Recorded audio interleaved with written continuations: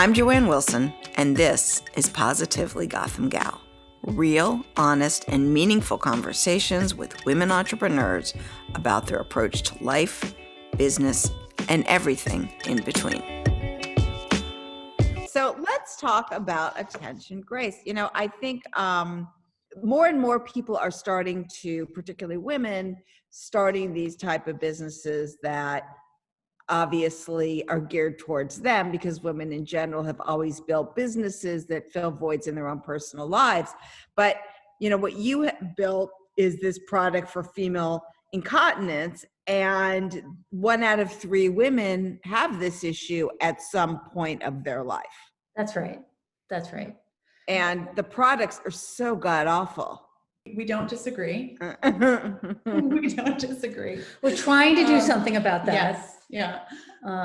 So, I mean, it is, you know, as all like really great businesses, they stumble out of personal experience, right? And so this was a completely personal experience I was having with my mother, who was 89 at the time, like still shopping at Saks, making me call, Neiman's for this, and getting her hair blown out every 2 weeks, and her nails done, and going to Whole Foods and all the rest.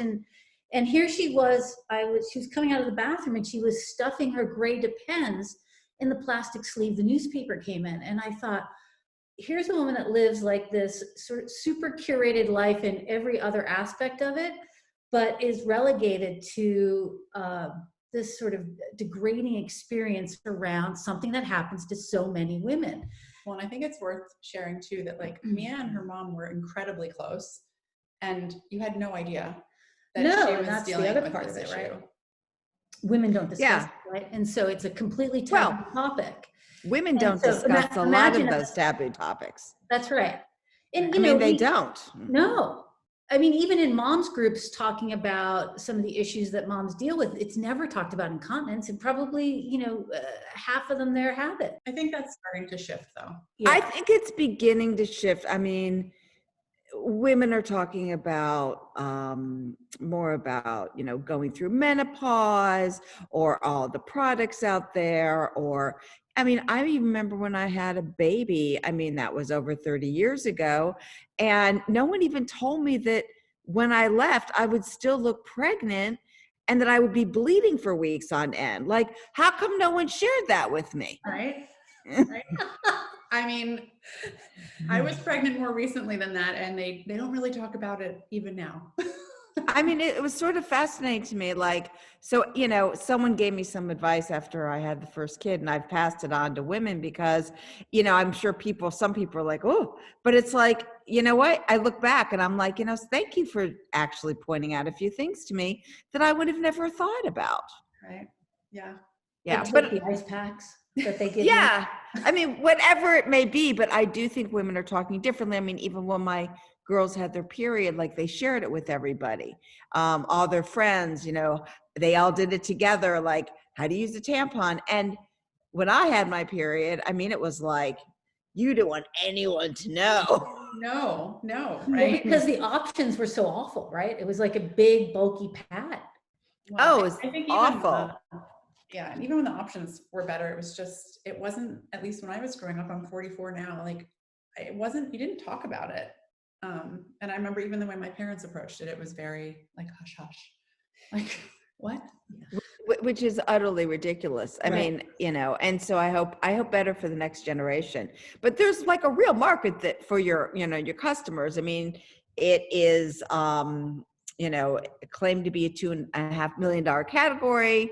And so I guess and it's certainly going to increase. I mean, as we're seeing these baby boomers, certainly the biggest concern we should have is about dementia, and other things that as you live longer. I mean, I can't get over, I've been reading the obituaries every day for like, my God, decades.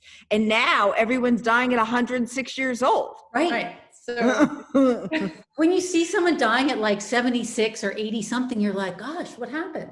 yeah. Now It's totally different. Yeah. And dementia it's such a terrifying and kind of just cruel disease. And It's awful. It's just awful. It's just awful. awful. So before your pre-launch, you had 10,000 people on the waiting list. Yeah. we did. Yeah. So talk about how you got to that, because, you don't just like open your doors on Mass Ave. I mean, you're opening your doors on the internet. Yeah,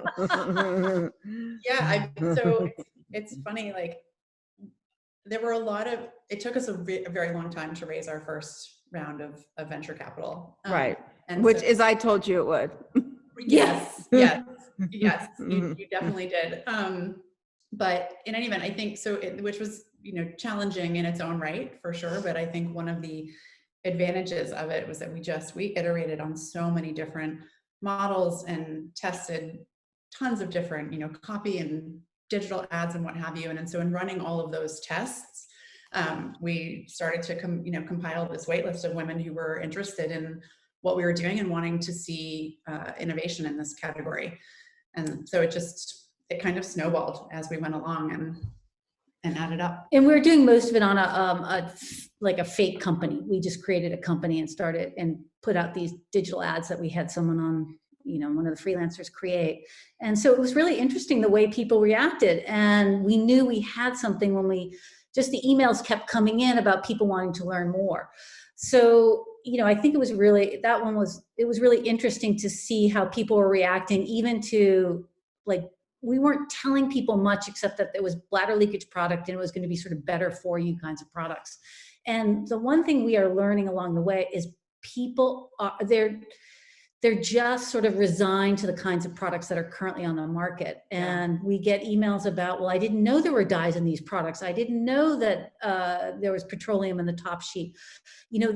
Because the big multinationals haven't had to be pushed to this, to have more sustainable products, to have packaging that's more sustainable.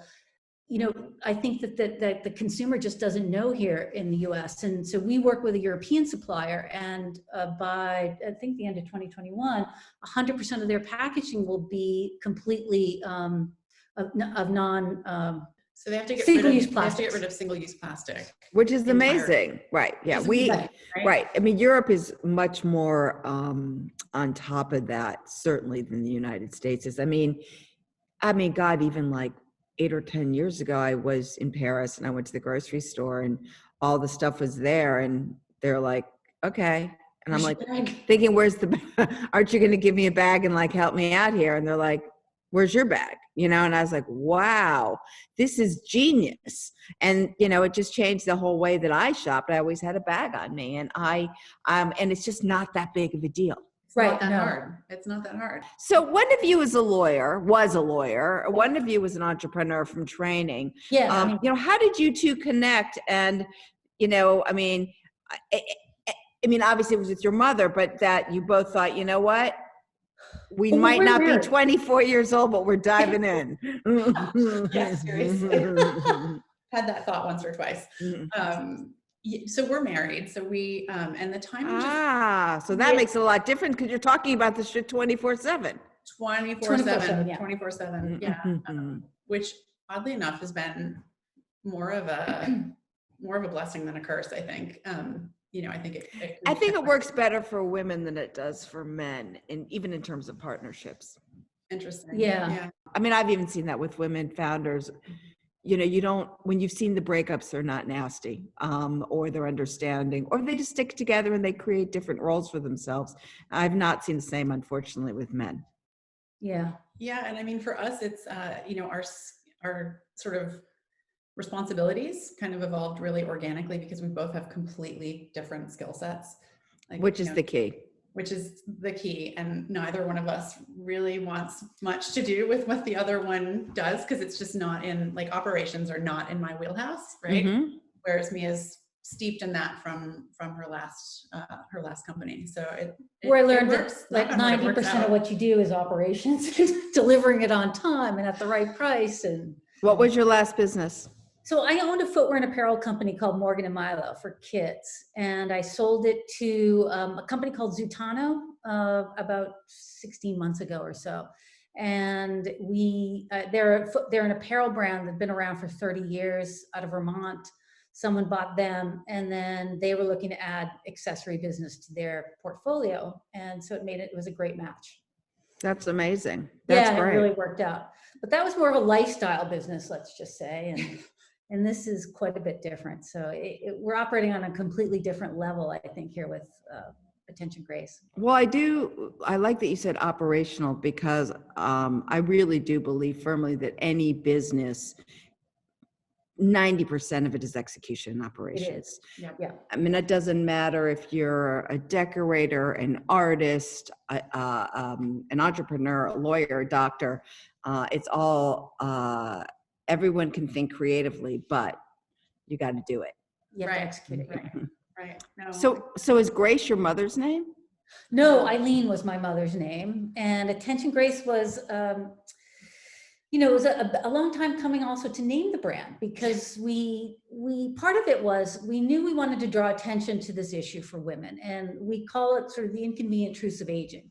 So we started with incontinence, but we'll mold the brand into all those things that women need as they age. And so almost, we won't be a telemedicine company, but mostly into the, everything from like lifestyle and wellness. wellness things. But the grace was that every woman. So the attention part is more like an editorialized idea. So we can draw attention to whatever the subject might be. And then the grace was just your every woman. And we don't really like the puns on grace, but aging gracefully but it is that every woman. And we wanted her to have some dignity and that's sort of how we came about the Attention Grace part. Yeah, I mean, it's a great, I like the attention, because it does bring your attention, right, to the product, versus just a one word. And so you're only doing direct to consumer at this point. Have you had any interest in going into the retail zone? Longer term, I'm sure that we will consider that, but right now we're just better. No, I like that, just because unfortunately, grocery has really not changed since 1960, I'd say 1950. And during this past year, what's been interesting is where they would bring founders in to show their product to all the consumers coming through the store. That hasn't happened. And what they're finding is, oh, I'm still selling the product. I've never understood this concept that on, Labor Day or Memorial Day weekend or July 4th, when it's the big barbecue weekend, they put end caps in these grocery stores and everything's on sale for your barbecue. But meanwhile, that is when you should be getting full price. Right. That's so true. The sale mentality has never made any sense to me. When Morgan & Milo was mostly a wholesale business. So I sold to Zappos and Nordstrom and all the big retailers, catalogs and things like that. And my retail business was very, very small, because back then it was, you never want to alienate your wholesale customers because they're driving all your traffic. Right. But needless to say, my wholesale customers weren't paying their bills. They weren't, they were taking discounts on everything. The margins were awful. So it was a really hard business to run. And I think the thing we like about direct to consumer right now, especially early on, is this ability to really understand and know our customers. And from the very first direct message we got from Trudy, which was an 89-year-old woman that DM'd us on Facebook, who we just found out had COVID, so we sent her flowers. I mean, that's the kind of personal connection that we're having the ability to have with our customers, which I never had when I was in a wholesale business. So I think in that is the crux of, I think, what we're building right now is. And the fact, I think too, the ability in this early stage, and particularly in such a highly stigmatized category, where we really are looking to change the whole contour of the conversation that women have around this issue, to be able to control the messaging and, really, just control how we're putting the brand out into the world and how women are interacting with us in these early days. Well, even if you, let's say, 3 years from now, you have 5 products and your success with direct to consumer is so exploding that, Walmart comes knocking on your door, you get an end cap or something in a store where all of your products are underneath it. That also is powerful, because these products are not exactly front and center. Right. No, right. There's a legitimacy to having their products on the shelf at those stores. There's no question about it. They add sort of power, but some level of authenticity to a brand. Well, okay, if Walmart has it sitting next to the Kimberly-Clark products or the P&G products, they've clearly vetted it, and it must be a good product. So there are more eyes that are going to be on those products there. So I think that is very, very important. And what do you see as other products that add to this sort of the group? So we have, I think we're exploring a handful of new product launches for Q3 and 4 of this year, let's say. And we haven't nailed them down entirely, but that's largely because we're actually engaged in a very cool conversation with some of our early community members. So one of the things that was really important to us when we were getting started was because we feel so deeply that this demographic has been so heavily overlooked, and I'm including myself in this demographic at the age of 44. That we want our community members and our customers to tell us what they want to see next from us. And like, what are the different inconvenient truths? I agree with you. I think that's great. And it's shockingly, or maybe this won't surprise you, but I don't know, it's been surprising to me how wide-ranging and long that list is of different needs women have.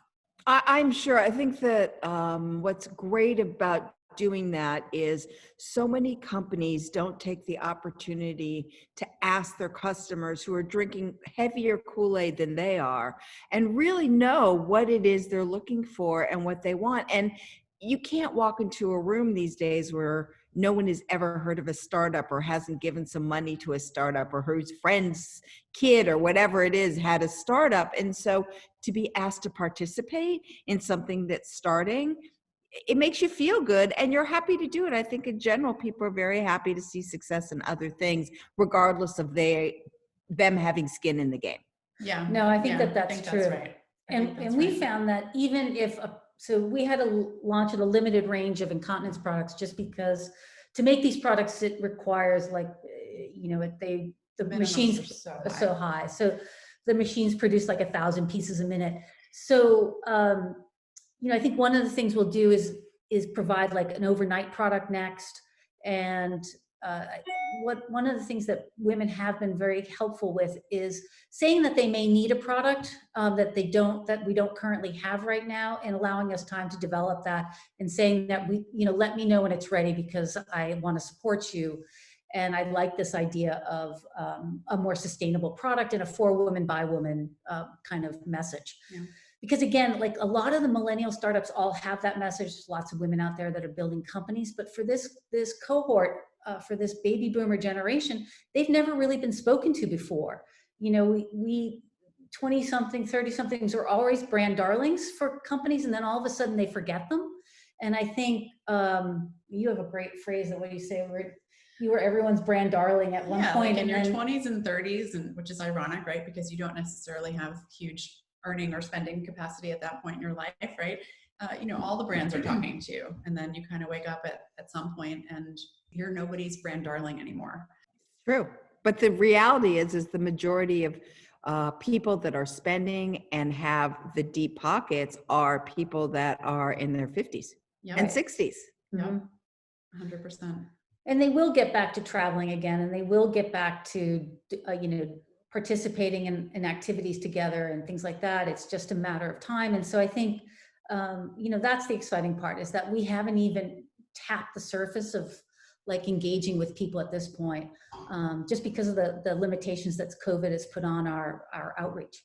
So let's talk about COVID. I mean, you launched your company essentially during COVID, and you have had venture funding at this point. Yeah, we had venture funding when we launched. Yes, we closed our round, our first venture round, in March of 2020. So this was all happening, and then launched in June. Yeah. Right. So it was wild. I'm sure you've heard a gajillion stories like this. Oh yeah. Well, you guys have kids too. 4 kids. Yeah. Yeah. Oh, 4. 4 kids. Yeah. Wow. An 8-year-old, a 5-year-old, and 2-year-old twins. So how did that go, running a business with 4 children during COVID?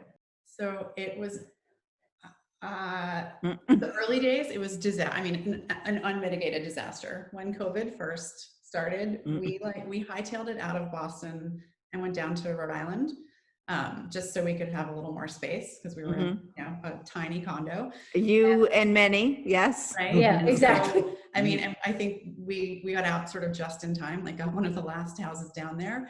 And, you know, our kids wanted nothing, our older kids wanted nothing to do with Zoom school. Like, you know, our 4-year-old at the time was like, you want me to do what? Like, so we just gave up and focused on the business. And, you know, it was A free for all. It was a total free for all. But it also just felt miraculous to me that we managed to get our products here from Europe, even, you know, with only a 3-month delay. Like the fact that we were able to launch in June was Well, we like to tell the story that it took us basically 2 years to raise the first round and then 2 weeks to raise the second. So we launched, and then 2 weeks later we had closed. People had approached us about coming on board, and so we raised a follow-on round with some really great investors. That's fantastic. Yeah, That's wonderful. Yeah, surreal.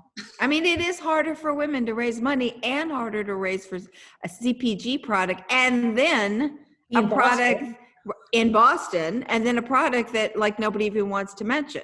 No one wants to talk about I remember one woman telling us, one investor, like, you really should move. Like, move to New York or move to San Francisco. We're like, move? We have 4 kids. Like, really? That's your advice to us? Move? Well, now nobody has to move. I know.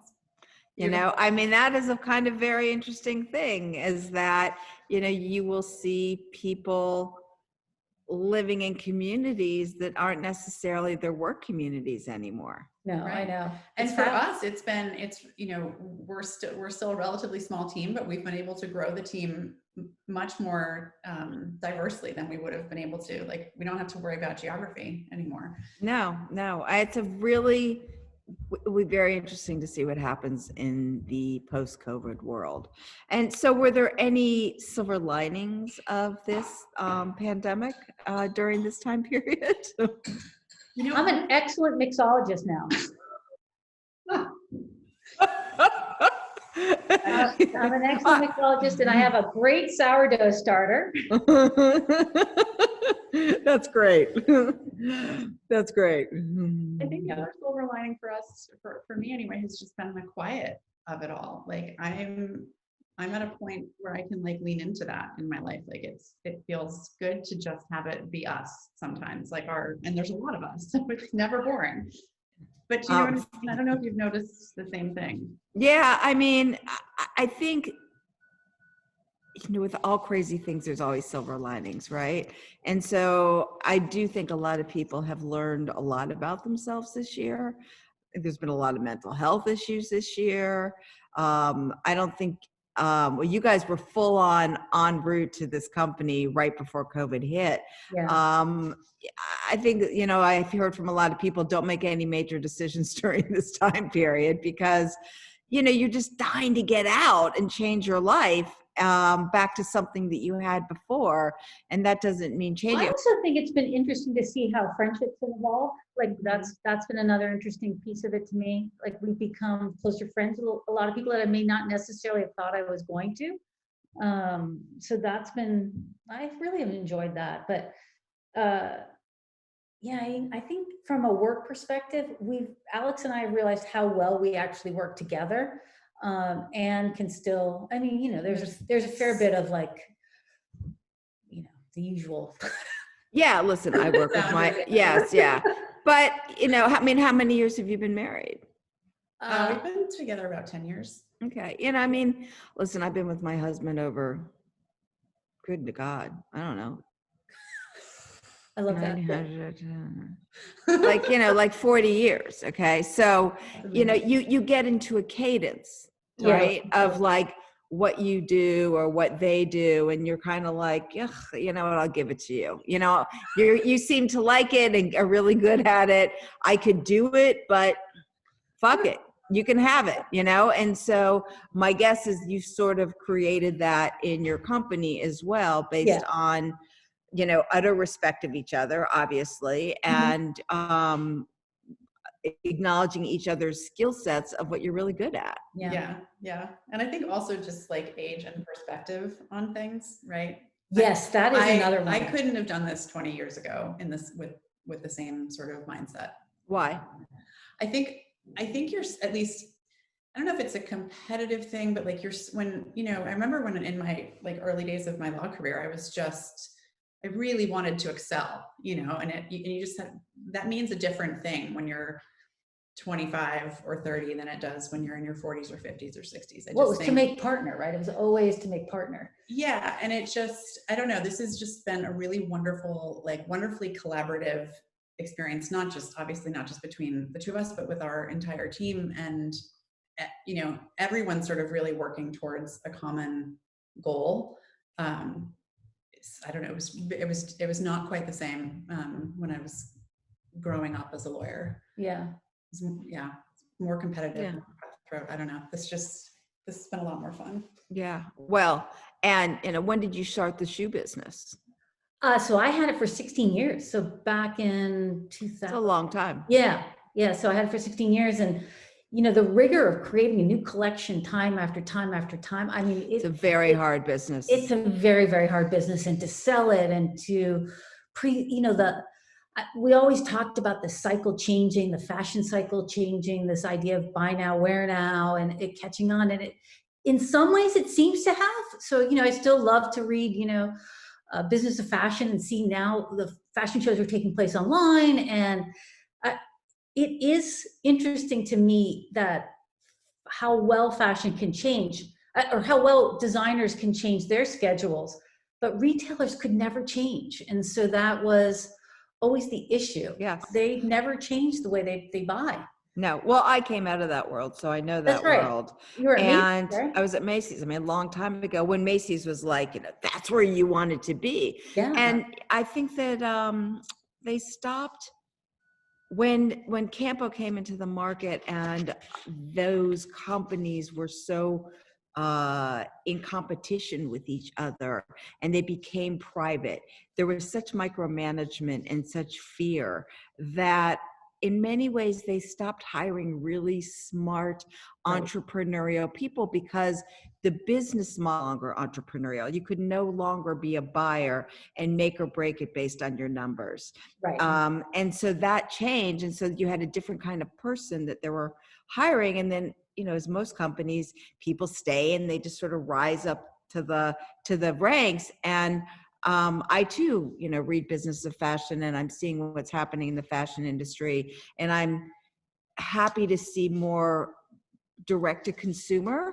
I think it's unfortunate that some of these brands have grown so large with D2C, and now with their own stores, and the stores weren't making money, and they just got like full of cash, and very few have said, if we just make last year's numbers, we're fine, long as we're still profitable, instead of like, it always has to be growing. And, you have to continue to make 4 lines a year, and you have to go back to creativity. There's no point where you hit an intersection and all of a sudden it's easy. It's the same drudge every year. And the retailers have not obviously gotten the memo of how they can change retail. With designers, it's not a partnership, and that's what I never liked. It was never a partnership. It was never about building your businesses together. It was always about, how can I take advantage of you as a brand? 100%. That's how they've always been. And I mean, I was way ahead of the party, because I really thought the Federated would have gone under 10 years ago. But they just took on massive debt. So they're all in huge trouble. And the only people that have really been hurt are the people that have worked for them. Mm-hmm. And they've left in their wake empty stores and a lot of awful things. And it will be very interesting to see how retail returns to itself. Yeah. There's still always going to be a consumer, right? And so you're literally speaking directly to your consumer, which is really unique. And I mean, my God, you could go into places like Leisure World, which has a huge swath of places across the country where you can't live there unless you're 60 and older. I mean, outside of Laguna Beach, there's Leisure World. They could literally spin off as a city. They're so large. I mean, you could create stores within those small sort of older areas, or hook up with some of the, well, I don't know what's going to happen to senior facilities in the post-COVID world, but, there are so many different ways. Like, there are CPG products that they started in the Google cafeteria because they didn't want to be on the shelves. And so the good news is there's a lot of money out there with the large, big companies that will buy you out because they can't figure out how to do it themselves. Right. But someone from one of these companies will end up running that company. Right. And so we will see a change and a shift, just like everything, because it's all one big cycle. That's right. It certainly is. That evolution is known for sure. Yes, exactly. So anyway, so great to talk to you guys. I love what you're doing. Really enjoy talking to you. You guys have a great attitude about the whole thing. And I know obviously it's been a success. And I'm looking forward to seeing what other products you spin out. Oh, well, thanks so much. So great to see you. All right, well, take care.